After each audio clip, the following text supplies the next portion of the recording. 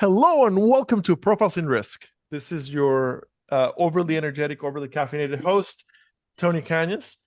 Uh, and today I have with me Nick Reed, Managing Director, and Toby Harvey-Sholes, Head of Consulting at 90 Innovation, which is based over in Britain. So they're probably horrified at my excessive uh,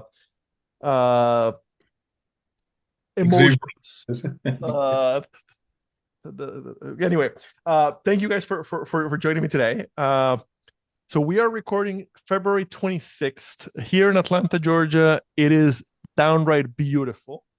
I am assuming that both the UK and are you London in the UK, or where in the UK, Nick? So I'm down near London. Yeah, I'm about Okay, 70 miles south of London, and I'm extremely jealous, Tony. perfect. It's Yes, uh, it's in the low 30s here, where I am, and it's been raining and dark grey for about 9 months. So that's and I'm assuming Scotland is only worse. Yeah, yeah. I get the worst of everything weather-wise, apart from no snow at the moment. Perfect. Thank you guys both for making the time to record with me. We always give the guest the chance to give the elevator pitch. What is 90 Consulting? Excuse me. What is 90 Innovation? well. I'll tell you a bit about 90, the company, but let me maybe start off by telling you what it is that we do. So we call ourselves the Insurance Innovation Experts. We're a small consulting business. And the reason we say we're the Insurance Innovation Experts is because that's all we do. We specialize just in insurance and just innovation. So the people that we bring in and the projects that we work on are all hyper focused on that small space, and it allows us to really specialize and kind of be and bring the best of what we've got to carriers. So we've worked with about 60 carriers since we were launched 12 years ago. Um, and across those 60 carriers, we've done about 400 different projects in all kinds of different things. So we work across all lines, all classes, all geographies. So personally, I've worked from New Zealand right through to the west coast of the US and everywhere in between. And yeah, we really love what we do. The business focuses on helping insurance companies do three things. So we help insurance companies launch new ideas to market. We help insurance companies build the capability to be more innovative. So whether that's strategies or operating models or the kind of, the mechanisms inside an insurance company. And finally, we equip insurance teams to be more able to innovate. So we train them and we upskill them and we give them the tools and techniques they need to be innovators themselves. Um, the final thing that's probably worth me touching on and comes back to the name, Tony, the name 90 is when we were founded 12 years ago, the founder of the business had a mission, which was to try and raise £1 billion for good causes through the work that we do. And the way that we do that is we donate 90% of our profits to charity. So that's why we're called 90. So people often ask, why are you not called kind of Innovation Squad or something like that? But yeah, and that's a big driver for everybody that works here. And I'm sure we'll get into this. Personally, I've spent about 20 years working in the insurance industry, about 15 at a carrier. And I just loved the idea of coming to work and not only working on some really cool projects all around the world, but feeling great about it when I go home at the end of the day, knowing that the work that we do is having a really big impact on people that really need it. So yeah, so I hope that makes sense. Gotta say, really love that. Really love that. I I am a giant insurance nerd and a giant believer in what our industry does. And Mm. at least here in the US, we have a very bad reputation. Like nobody understands what we do, and the assumption that the only time we're ever in the media is when something goes wrong, and the assumption is that it's a scam basically, a money grabbing a scam, right? And that's the exact opposite of what I've seen actually working in this industry. Agree. Where, Yeah. where truly we're here to help people get back on their feet, whether it's personal, commercial lines, life, whatever. We're here to help people get back on their feet when something goes wrong. So I love that on top of the fact that you're helping an already industry an industry that already does good in the world. I love that on top of that, 90% of the profits are donated to charity. That's really cool. That's incredible. Thank you. So the innovation side of our industry. So out of the many things that insurance does well, innovation tends to not exactly be one of them, right? In my experience, at least here in the US, we have lots of companies that are lots of insurance companies that are 100 years old or close to it. We have some that are 175, right? The oldest carrier in the US is older than the country itself. And Lloyd's is what, 300 years old? Very old, yeah. Very old, yeah. So when you're dealing with organizations that have been around for a very, very, very, very long time, it is hard for them to really innovate. So fantastic. All right. So the three things that you do. Okay. So help launch new ideas to market. How does that work? So does it often start with a carrier giving you guys a call and saying, "Hey, we really want a new product here, and we have no idea." Like, how does it usually go, and what does the process look like? So it can start in a few ways, Tony, and it each time is probably slightly unique on its own terms, but it often is a carrier giving us a call. We don't go to carriers and say, "Oh, do you want to build this product? Help us there." So they'll ring up saying either we've got a problem here that we want to fix, and that's ideal if they're starting in that space, but they'll often come to us saying, "We've got this idea, can you help us build it?" When they do that, we have to kind of reverse very quickly and say, "We can help you explore it, but we want to go backwards and actually make sure there's a customer need at the end of that, and you're solving a problem before you start to go forward." Now, that can be a painful journey at the start, certainly with certain clients kind of putting themselves into reverse because they've kind of teed everything up internally and got everyone on board. But effectively, we want to take them back, find that customer need, test that with customers very early on. So we'll, within the first kind of week and a half, we'll try and get customers' voices in the room with the client, telling them whether there is a problem there or not. If we find the problem, great, let's carry on, let's design a solution, test it, go through quite a structured innovation process. We've got our own. We wouldn't be a consultancy without your own methodology, but it's combines elements of various different ways of thinking, jobs to be done, design thinking, all those aspects to help them basically take them through the process that they probably might not have internally, or they might want to augment various things like customer testing, prototyping, all those things. But it's basically about how do we take the risk out of it for them so that they get the best chance of launching a product that customers want and actually solves a need. There's a couple of things I think that are really important that you just called out, Toby, and it's particularly right now, and you'll Tony, as someone who's been around the industry, will remember the kind of the blockchain boom about 5 or 6 years ago, where the solution to everything was blockchain. We had a lot of phone calls. People were like, "What are we doing? We just need to do some blockchain." And we were like, "Well, why?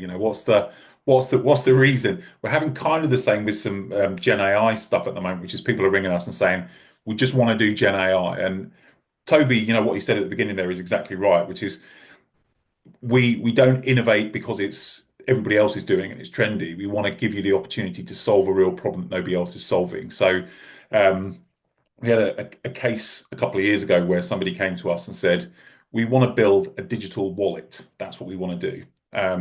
We went through the process where we were kind of trying to validate that. And actually, when we spoke to customers and spoke to internal stakeholders, what they said was, "We don't want a digital wallet because I don't want a separate wallet to my normal Apple wallet or the wallet that's in my pocket.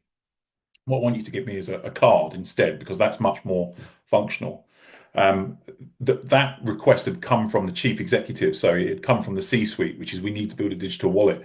But part of our job sometimes, like Toby said, is that uncomfortable truth, which is regardless of what you think you want, actually that's not what people need. So we'll help you define what that is, and then build it in a way that allows you to differentiate or do something really special with it. Yeah, that makes sense. All right. So and it sounds like you're kind of agnostic to what side of the industry. Like if it's insurance and it needs to be innovated, we're happy to help you in whatever aspect. That's right. Yeah. Sorry, Toby, were you going to say something? Go on. No, you go. You're Yeah, in full so flow.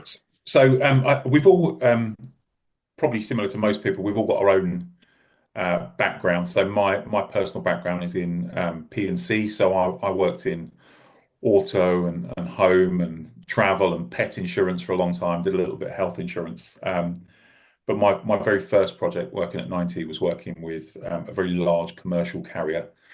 Um, and innovation, that the kind of process of innovation, it's not a dark art, it's a science, and it's something that can be applicable or used regardless of which line of business you're in. We do a report every year where we look at the kind of activity and the intensity of innovation happening across the market. We look across all lines of business, all lines and classes.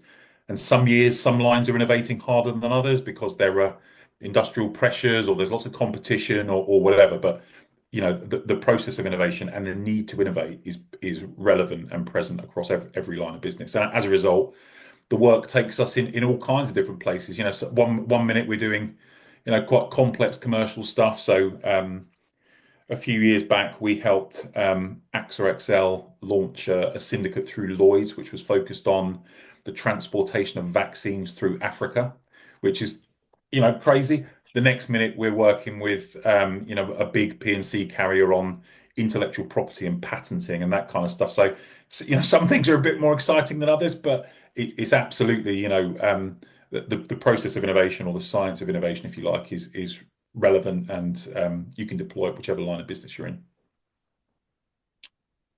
Okay, so the second thing, the help build the capability to be more innovative.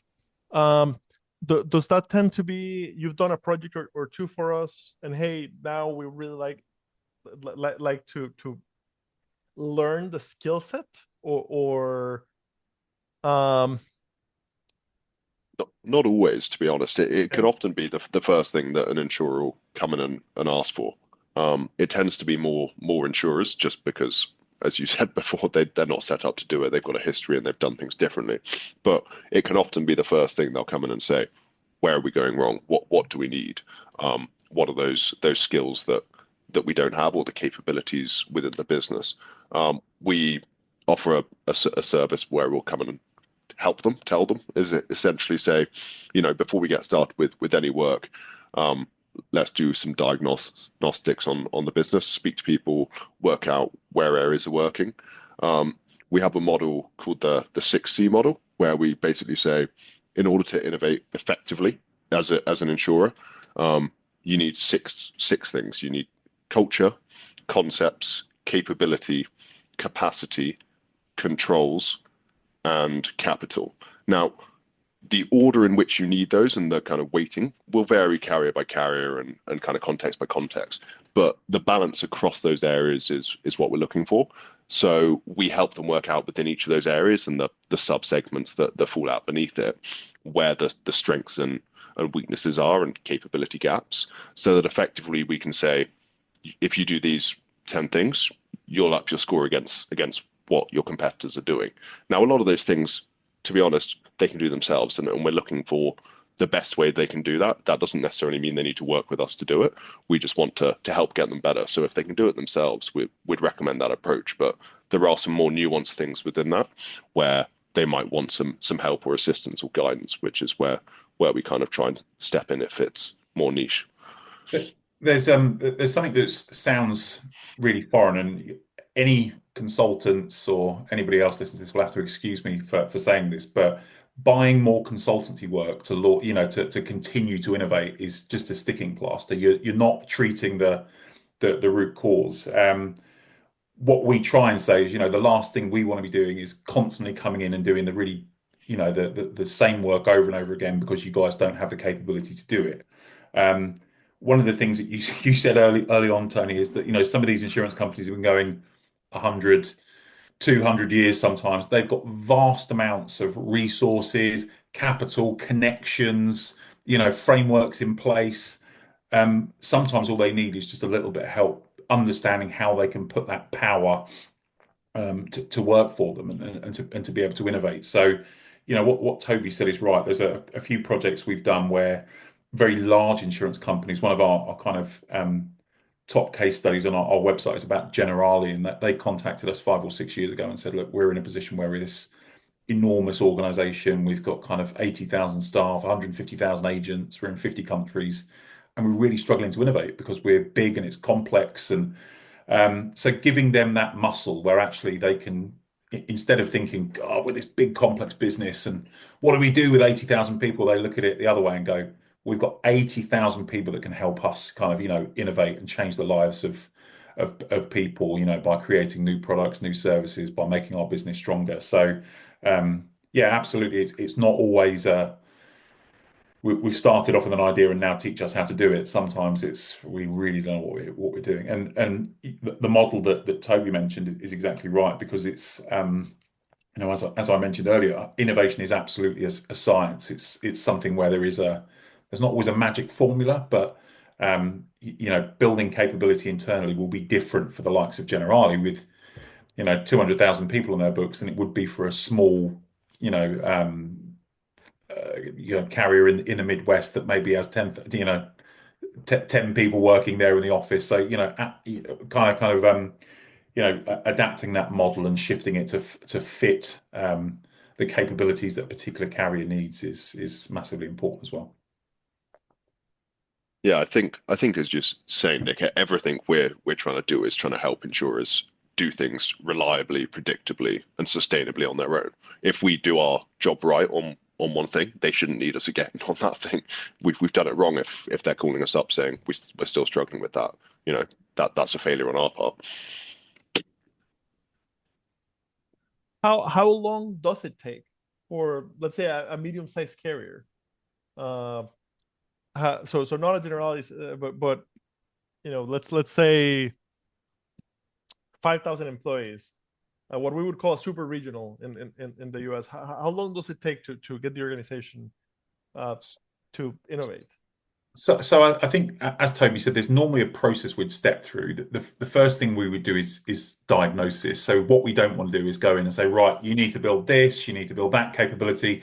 Again, one of the things that was very zeitgeist 5 or 10 years ago was build an innovation lab. That's the first thing you need to do. Put a separate building with some guys in hoodies and beer fridges and table tennis tables, and that's where innovation happens. The most important thing for us is to say, well, get in and actually diagnose where you've got strength, where you've got potential weaknesses, where you can build capability that's going to make a big difference. And then the program of work is often quite different after that. As well as 90 standing for the kind of the values of who we are and our donation to good causes, we think we can usually make a decent dent within 90 days. Within 3 months, you can have the diagnosis, start to determine a strategy, and actually launch 2 or 3 flagship initiatives that will move things forward. So I'll come back to Generali. A couple of things that we were able to do there relatively quickly within that 3 months was not only launch a strategy, but launch it was called a seed fund, or I think it's still called a seed fund. And the idea of that is that people across the business that come up with good ideas can come and apply for a small amount of seed capital to be able to build it. And, that made a massive difference, and it's been a real game changer for them. I mean, if you're doing more, it can take longer, but there's no need for this to take, 3 to 5 years. This is something that within a few months, you should start to see a corner being turned. Fantastic. All right. Um, so you teach us to innovate, basically, customized to. Oh, I know what I was thinking. Okay, are there certain types of carriers that are a great fit, and then certain types of carriers that are just not a great fit to work with you guys, or is it a we've never found a carrier that we couldn't help? I think there's certain carriers who wouldn't want our help would be the polite way of putting it. I would say there are certain carriers out there who probably don't need our help. There are people who it's so embedded within the business that they don't need our assistance, and Okay. in which case, like that's where we're trying to get people to is what they don't need our help. So you know that's brilliant. I think there are certain firms where they don't want to change, and and they wouldn't come looking for our help and probably say we don't need it. I'd be open to a conversation there to kind of seeing the rationale, but I think in terms of carriers, size, scale, that's not a kind of differentiating factor for us as to whether we'd work with them. There's never those conversations have petered out because of that. We will talk to anyone, but if we don't think they need our help, we will say so.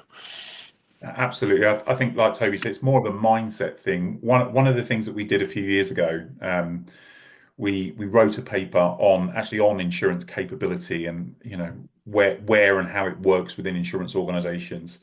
And when we did that, we came up with what we called archetypes, so types of organizations, and what a traditional capability model might look like for them. And looking back on that now, it's kind of like, well, actually, maybe that wasn't the right thing to do, and actually, because every program should be tailored. But when we came up with those archetypes, what Toby said is right. You've got those opposite ends of the spectrum.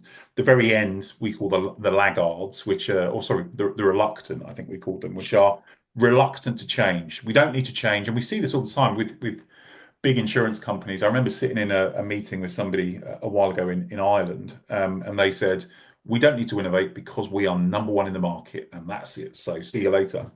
Um, and you only need to look outside of insurance to see how many other number one firms have often said we're number one in the market. We don't need to change. So yeah, it's not about size or complexity, like you say. It's much more about the mindset of the organization to work with us. But personally, I don't think we've ever found anybody we won't work with or have found it difficult to work with. There's probably one factor that's worth mentioning, which is because of our social purpose, we are quite choosy with the sort of projects that we work on. And there have certainly been clients that have approached us before. We've said, actually, we're not comfortable kind of working on this type of project because of what you're insuring or who you're insuring. That might sound a bit strange, but like you said at the beginning, I think we believe insurance is a force fundamentally for good in the world, and actually we want to help people build insurance products and services that are good for people. You mentioned Lloyd's. Several hundreds of years ago in London, we had the Great Fire of London, and off the back of that, people said we probably need something in place to make sure that when houses burn down, that people can, that their lives aren't ruined. And we believe that's the essence of insurance. So if as long as we're happy that projects are doing that, then we'll certainly go ahead and work on those. Okay. Is it always legacy carriers, or do you work with some of the insure techs founded in the last 10 years? Yeah, so it tends to be a bit of a mix of both. I think the Okay. legacy carriers tend to need this more. Um, Exactly. It makes perfect be- sense. be- because again, they don't have that mindset. I mean, the other side of the archetypes is these companies that have got innovation baked in. So we've done some work recently with a company called Simply Business here in the UK. They're a really new, Mhm. relatively new to the market, and they need a little bit of our help, but actually not so much. They just need a little bit of prodding and pushing and that sort of thing. And we have worked with a number of insurtechs, but it tends to be working with insurtechs to embed some of the great things that they do within a particular legacy organization. So yeah, it's we've done a bit of that before, where we'll bring a partnership together, or be be an introducer.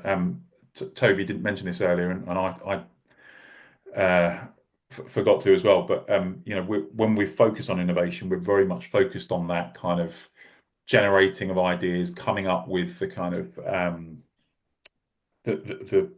the broad strokes of the solution, the actual implementation of the solution. We want insurance companies to use absolutely the best in the business. So if there's an AI solution that we come up with, we're not AI experts, but there are dozens and dozens of insurtechs out there that really know their business on this, and would much rather introduce somebody that is absolutely top of the tree rather than us having a go and not quite nailing it. Excellent. In the description of the mission and how the mission leads to some projects are just not a fit, that made me think of you guys as kind of the anti-McKinsey, where Wow. McKinsey is kind of famously agnostic, like it doesn't matter what you're doing. If you're willing to pay, we're happy to help you figure out how to get it done. So I love that the approach is the opposite. It's we do reserve the right to walk away if what you're trying to do doesn't fit insurance being a social good. Yeah, Love that. Go on, the Toby, sorry. closer it gets, the better. We just launched a new partnership with Ashoka to basically help insurers build social products better. It's purely focused on that. If we can get it as close to our mission as possible, that's better for us, because not only do the profits from the work go towards the good cause, what we're doing hopefully actually solves some of those problems in the first place if we're solving their social needs. Yeah, so Ashoka, I don't know if you know, Toby, Ashoka are one of the I don't know if they are the largest, but they're certainly one of the largest agencies that focus on social innovation. So they're industry agnostic, but they focus purely on innovation that's kind of meeting a social need and a cause. And it's been something that we've seen bubbling up over the last couple of years, which is insurance companies kind of saying, you know what, we've got this, and I've heard it called the dual mandate before, which is, we've got this mandate not only to make money for our shareholders, but actually to try and make the world a slightly better place alongside it. So what can we do? And I mentioned the vaccines project that we've done, but a number of other projects that we've done at 90, and we've also our sister company. We've got a venture studio called ARC. They work specifically on ventures that are focused on making the world a better place. One of the first ventures they launched was a partnership which focused on migrant insurance, so people fleeing the war in Ukraine and providing them with basic insurance for housing. We're also launching one in Africa, which focuses on women's cancers and providing affordable screening for women's cancers through health insurance. So those kind of things. It's not just us banging on the door saying, look, you should be doing more work. We just, we really believe that, rather than just saying, if you'll pay us the money, we'll take it. We'll land and expand and be here for as long as we can. We want people to look at our work and go, this is something really great, really exciting, and Toby, I'm sure you're saying we want to work on this stuff as well. We can afford to be a little bit choosy and say, you know what, we want to work with insurance companies that really want to move the dial, want to really change the industry, want to impact people's lives for the better, and because it's not only exciting for them, it's hopefully going to be a successful thing for them, and we really love doing it. So yeah. Fantastic. All right. So for the listeners, if your organization is not a world-class innovator and you are open-minded to learn how to do this, and you're trying to make insurance better, not just the profit margins better, check out 90. When this goes live, I will tag both the company and you guys on LinkedIn, and I'll include the company website, 90 spelled out NINETY.com. Thank you very much for your time today. It's been very, very interesting. It's been a pleasure. Thanks.